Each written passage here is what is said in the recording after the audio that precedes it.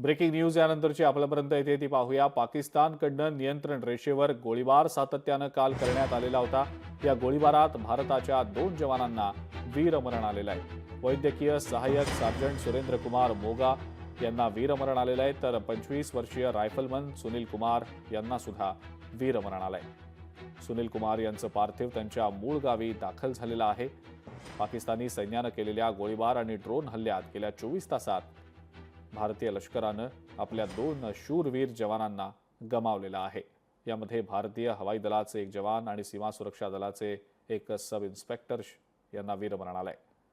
IAFच्या 36th विंगमध्ये कार्यरत असलेले 36 वर्षीय वैद्यकीय सहाय्यक सार्जंट सुरेंद्र कुमार मोगा आणि रायफलमन सुनील कुमार यांना वीरमरण आलंय। सुनील कुमार यांचं पार्थिव त्यांच्या मूळ गावी दाखलही झालंय।